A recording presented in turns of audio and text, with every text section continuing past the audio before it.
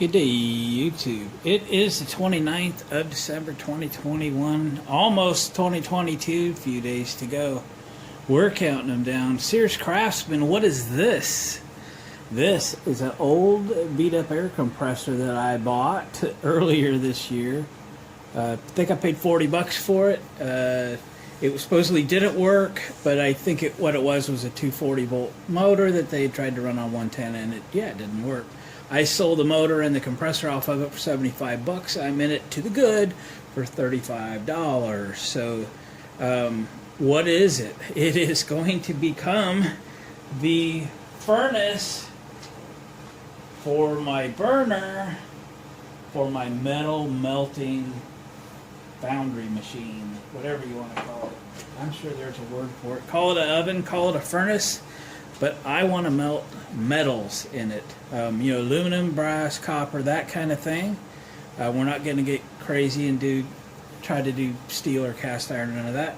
It's mostly for, like scrapping stuff and pouring stuff, maybe do a little sand casting one of these days, stuff like that. But we got to build the tools, and we can start playing with it here one of these days. So let me bring you in a little closer and I'll show you my thoughts. I'm not copying anybody's design, but I have watched dozens, hundreds, maybe thousands of videos related to melting metal, and it's a kind of a combination of all the ones I've ever seen, and mine will be different than all of them, but a little piece of everybody's, I don't know if you call it a machine, every piece of, a little bitty piece of everybody's oven or furnace is going to be incorporated into this one, the things that I like about it. Let me bring you in. So for starters, we've got to get this stuff off of here. Just make that go away. I'm actually going to leave this plate on. I'll show you what I'm thinking in a minute. This has a plug at the end of the tank on both ends.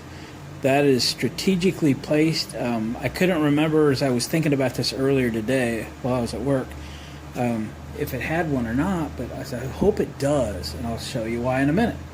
I'm going to take the wheels, and this tire's shot, but I'm going to relocate the bracket down because this whole machine is going to stand straight up, and I do want wheels and a handle so it can roll around like a hand truck. Okay, takes up less room when she's standing up, and that's the way the top is going to work. So, take you along a little further. I made some lines. Basically, I kind of measured from the bottom up to about here. I think 18 inches is about the height that I want this. So I put a little mark right there at 18 inches. And then I'm going to cut two 2-inch strips out of it. So I'm going to cut again here and again here. That leaves me this strip and this strip, okay? Then I'm going to cut this strip off because I need some pieces. And this line here will be my lid, okay? So the lid is going to be this distance here, in that 5-6 inch range, depending on where you measure from. That's going to be the lid, all right? The strips, I need 2 full strips because I'm going to lay it over and make this double, but I'm going to have like a 1/4 inch, 3/8 inch step, so that when the lid fits down, it fits tight. I know they can't fit too tight, you never get them apart. So we'll make it have some room, and the strip's what's going to hold it on. So we can make that strip a little bit loose or whatever. So if you understand what I mean by strip, we're going to weld a 2-inch strip around the tank. Then we're going to weld a 2-inch strip around the top. We're going to slide this strip up a 1/4. We're going to slide this strip up a 1/4. So that the top fits into the bottom, all right? That's going to be roughly that, okay? We need to cut this stand off the bottom. You can kind of see that down there. Make that thing go away. We're going to leave this up here because I'm going to use maybe even this hinge point to pull the lid off in a way, okay? Something here will hang on to the lid. It'll go up and back. All right, it's got to go up to get out of the lip, then it's got to go back to get out of the way. With maybe a long handle or something on it. We'll get to that. We'll figure that out as we go. but you know, obviously the lid gets very, very hot, and I don't want to set it down on the ground. I want it to hinge out of the way and stay sturdy, and then come back on top of the furnace and stay there. So remember, this thing stands up.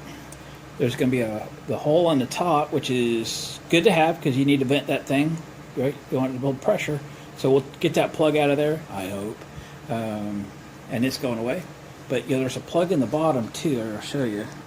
Not that it's any different than the top, but it is a plug. And here's how my furnace is going to differ from everybody's, but taking a component from a couple different furnaces.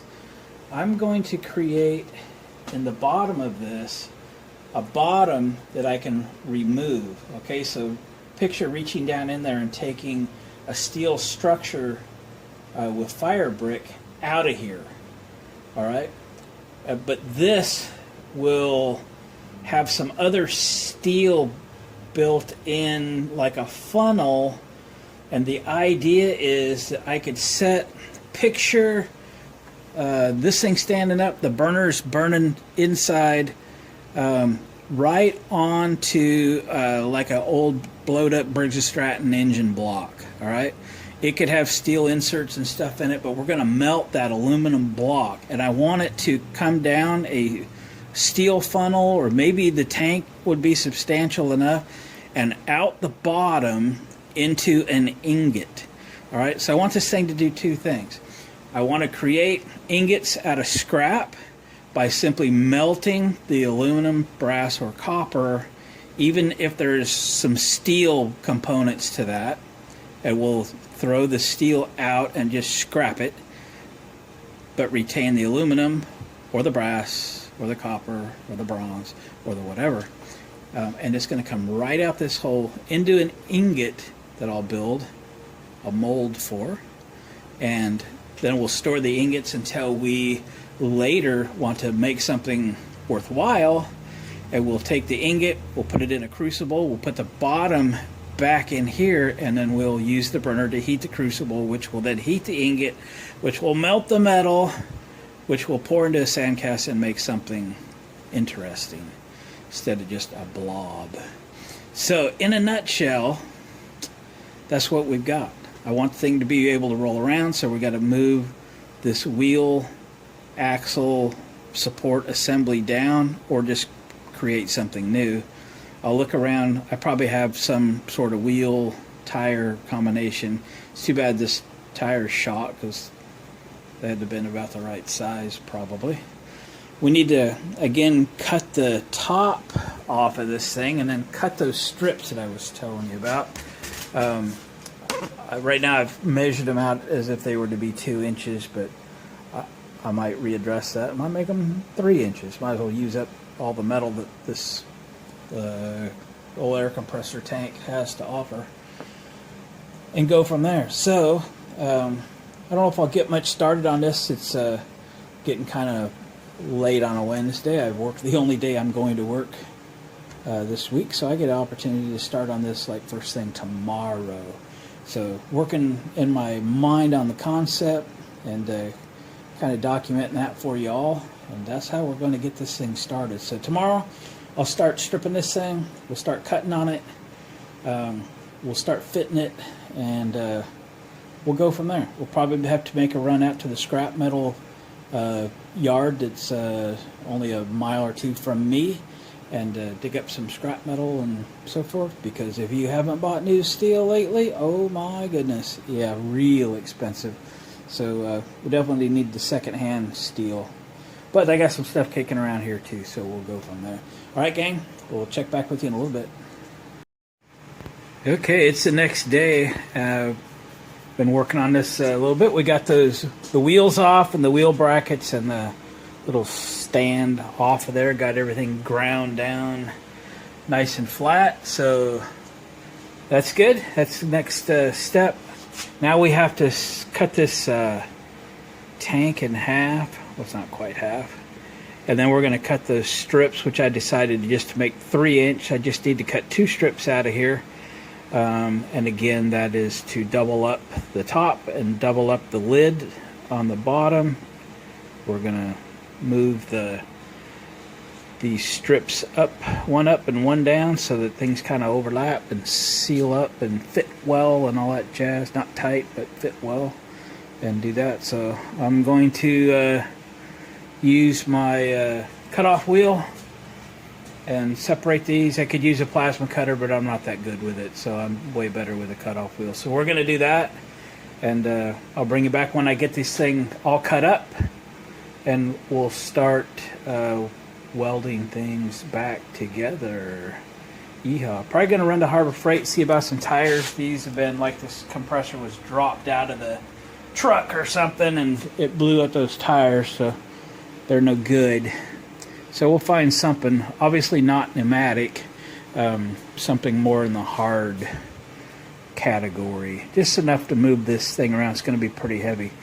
I don't remember if I mentioned yesterday, but my goal is to have this thing all done in fire brick. And I will weld some steel into this so that the bricks will fit. So my goal is to today run down to the Home Depot or something and buy a fire brick or two so that I have a sample that I can use. And everything in here I want to have a slot to slide a fire brick, and then if a brick goes to heck or whatever, I'll be able to simply replace it. So might be the wrong thing, but that's the thing I'm going to try. Alright guys, I'll catch you back in here in a little bit when I get this thing cut up. Alright, we just broke through. Got her in two pieces. What do you think of that? It's not a perfect cut, but it's not too bad for what it is, So it'll be alright. Alright, so now I just got these two rings to cut off of here. These 3-inch rings that I'm going to use for reinforcing. And yeah, it's coming along. I'll check back with you when I get those rings cut off. Wow, this has been hours of cutting and grinding and stuff so far. But we got it. We got our two rings cut off. I cut this old motor plate back so that I could get that cut off, get the grinder in there. Don't need all that anyway. Again, we're going to build the hinge off that somehow or another. I split one of these rings, slid it on the outside of this drum. Just kind of fitting it up right now, sitting there. Oh, I got one more thing to grind off of it. And then we'll kind of start tacking it on, but I fit the lid on it a time or two, and I'm going to have to be sure that there's a little bit of gap in here. We don't want it too tight because the hinge got to be able to get this thing on and off. So I'm looking for a 1/4 inch of slop. So I might have to throw some washers or something under here. Strategically, half a dozen of them all the way around. That'll give it enough space so that the lid goes in and out comfortably, especially as this thing's going to get hot. Things are going to expand.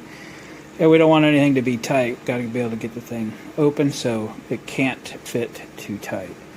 Alright, so I think it's lunchtime. So I'm going to do that, catch my breath a little bit. We'll come back and start fitting some stuff up. We might get the axle support bracket relocated. It's sitting right there. And that way maybe it could stand up on its own. It's kind of hard to work with this thing because it's got rounded ends and it doesn't stand up on its own. So I've been sliding around my welding table here quite a little bit. Alright guys, I'll catch you back in a little while. Oh yeah, I should probably go to the steel yard today. Tomorrow's New Year's Eve and they will not be open. Let's do that too. Well, you used to could get fire bricks at the Home Depot of the world, but you can't get them there anymore. Tried Lowe's, drove all the way to 2 towns over to a place called Willamette Greystone, where they just sell bricks and rocks and things. And this is day before New Year's Eve, and they were closed at 2 p.m. and couldn't get any there. And I'm like, oh my gosh, I want to do this project this weekend. I got to get some bricks. So I stopped back in the town I live in, and there was a wood stove shop was open. They got fire bricks. They're $4 a piece, but they appear to be a really good size. So there we go. What else we got? I got some wheels and tires. These are solid rubber steel wheels. Obviously, we don't want the rim to melt down, dissipate some heat, and they're really heavy. Harbor Freight, they were like $6.99 on sale after Christmas sale. That was a good deal. I was glad to find those. All right, back to the vessel. We got the wheel axle gizmo welded on like it needs to be. Didn't bother clean up the welds or anything yet. We'll do that all at one time. I don't know if I showed you already, if I got that ring welded on. Anyway, I don't think I'll put the wheels tires on because I don't want to burn them until we're done welding on this thing, at least for a little bit. I probably need to bore the holes out and get bigger bolts, but no big deal.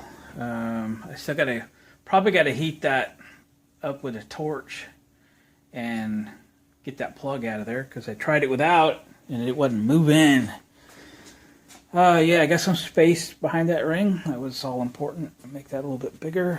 So we're looking pretty good. So I'm going to give it up for the day. We'll reconvene tomorrow and resume this project. Catch you tomorrow. All right, it's Friday morning. Yep, it's Christmas Eve day. I got some 5/8 bolts and drilled out the holes in that bracket. Got the wheels mocked up, tightened up. I might leave them. I don't know. I got to put the little kickstand on, so I've cut some pieces off of it. Make it look kind of like that and kind of install like that. So I've marked with a Sharpie where this thing goes. I got to grind the paint off, clean that up a little bit. We'll weld that on. See how I kind of made my lines a little long so I remember where it goes? Yep.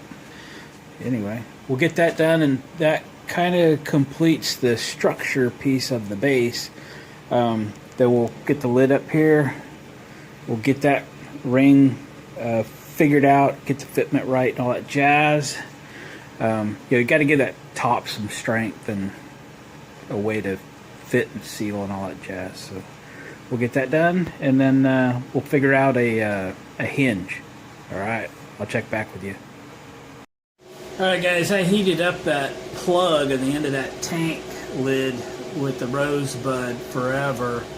Got it red hot, and it still wouldn't move. It's just too in there. I really wanted to save it, but I'm not going to be able to. So, got the plasma cutter out. Out it goes. I ain't got enough choice. Haven't used this in a while. I do have it welded to the table, so it don't go nowhere. Maybe I should find my welding thing, huh?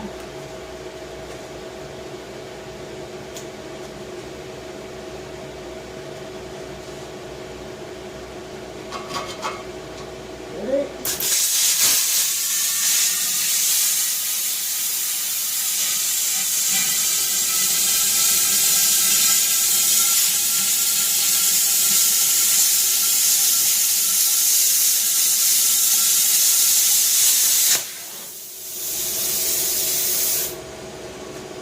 Sorry, I can't turn it. It's welded down.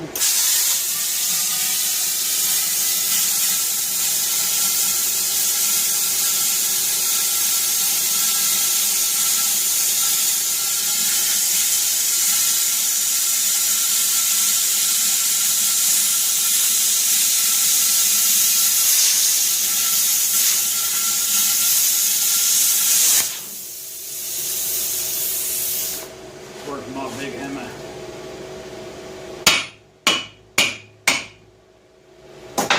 You dirty dog.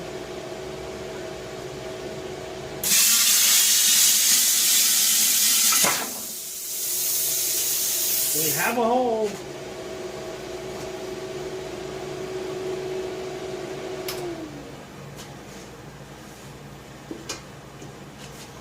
Right. Now what?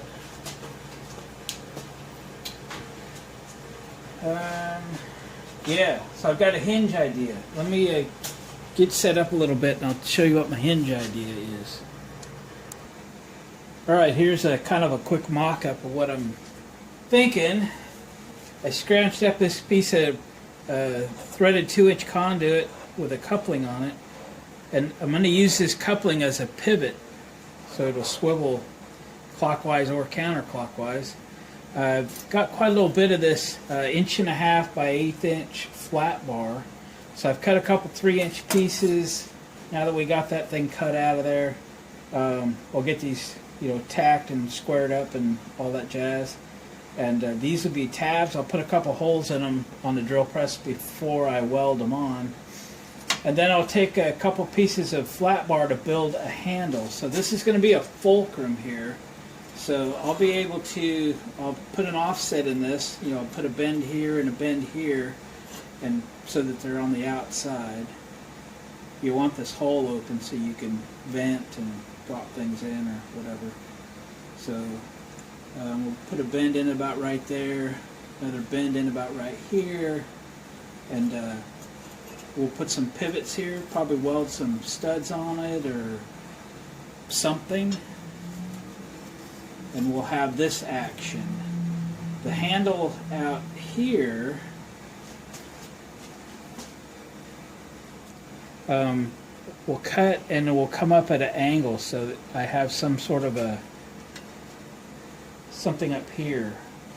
So it'll start off at some lower angle like this, depending on how high I weld this. We'll bring it up to about level and then be able to spin it. So if we're picking the lid up, we'll be able to spin it 90 degrees in either direction and set it down. So we'll build some sort of a kickstand off of both sides of this. So when we spin it around, it can have a place to set. No reason to take this off and set it on the ground in the way. That's a pain. Let's not do that. We're going to, again, just leave this coupling a little loose. You could hand thread it all the way off of there if you want to.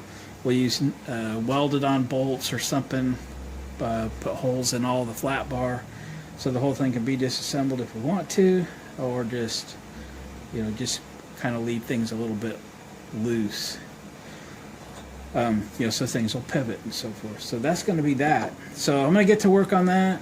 It is kind of getting a little late today. I've been doing a little running around, some other things. It is New Year's Eve day. Tomorrow's New Year's, so I'll be out here in the shop tomorrow, and I want to get this much done. I'll work on a little bit tonight. I'll get you all caught up. I think we're going to end this episode here so the video doesn't get too long. So check back and we'll pick up from where we left off, and we'll get this mechanism done. We'll get it put on the base, and then we'll look at building some sort of a framework on the inside to slide the fire bricks into. Need to be able to come out so they can be replaced if they go bad, but I'm not going to glue them, or I don't think I'm going to use like refractory cement or anything. I'm thinking I'm just going to use fire brick. That could be a mistake. It'll be my mistake. And we'll go from there. Guys, thanks for watching. Comment and subscribe and hit the thumbs up on the way out. We'll catch you on the next video.